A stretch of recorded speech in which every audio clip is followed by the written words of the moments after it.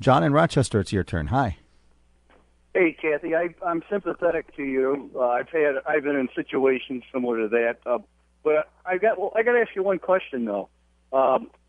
If you knew there was a lot of danger as it stands even today, why would you put your children at risk and yourself at risk and not move and then handle the problem from a different location? You're putting the people in that neighborhood. I know some of them probably economically cannot move, but I would say a majority of them could. Why would you put yourselves at risk and your kids at risk? Let me add something else to the scenario, especially if they took your home for a plaza, wouldn't they throw money at you to move anyway? Yeah, you're both absolutely right. I think those are very important questions. They threw a lot of money at a lot of people, and that's called divide and conquer. But there were some people who knew that they had a voice for those that couldn't speak, and I was one of them. And I just want to tell your caller that I suffered from breast cancer. Breast cancer is one of the epidemics here. It's one of a number of cancers that we're suffering from: leukemia, neurological disorders. But I'm one of 9 women just on my block with breast cancer. And I was fortunate enough to recover where a lot of my friends and neighbors did not. And I feel that I was given a second chance to do something right. And I have the resources and the opportunity to speak out for those who are voiceless.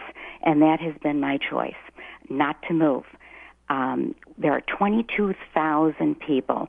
As I talk to you right now, Dave, I am struggling because I had to heavily use medication for asthma. I'm severely asthmatic. I'm one out of 22,000 people. You can't move an entire district. You can't move a community that was here. It was pre-Civil War, before a bridge was even built. So the community is older than the Peace Bridge. You can't move a community. You can't move residents. But there's one thing that you can move. You can't move the lake, that's for sure. But you can move the trucks. All right. And that is the most logical thing to do. Elizabeth, thanks for waiting so long. You're on the air now. Hi. Hello? Yeah, it's your turn. Hi. Oh, hi. I have a couple questions things that I'd like Kathy to talk about.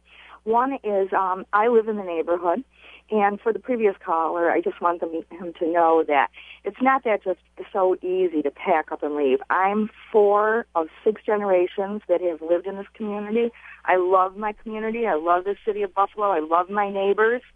And that would be very hard to replicate just by moving.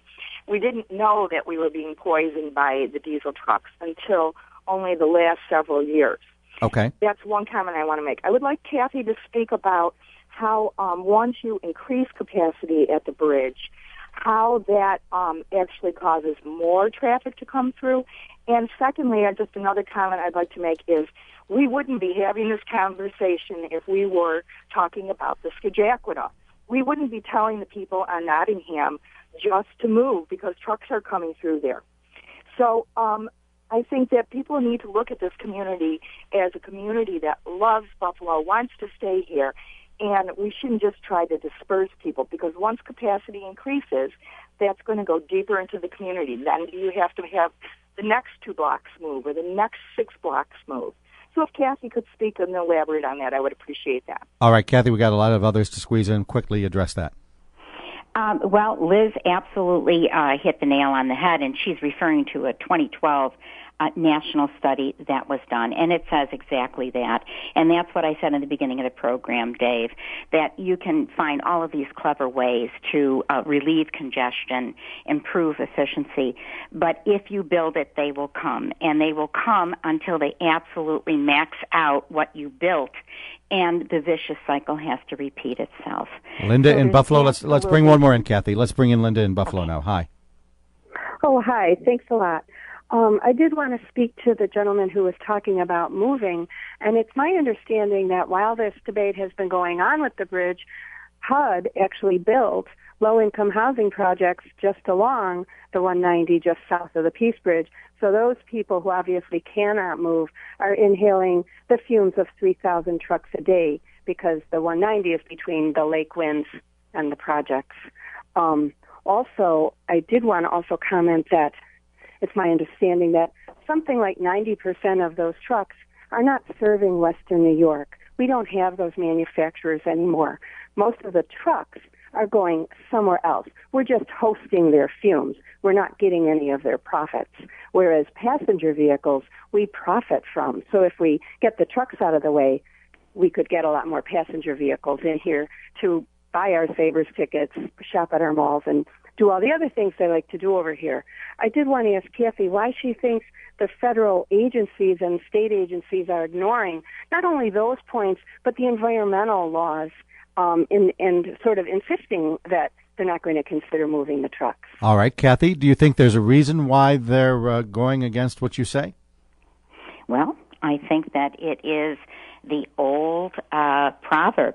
It is power, money, and politics, that it's much more expedient for advocates of the expansion to place politics and profits above the health of children.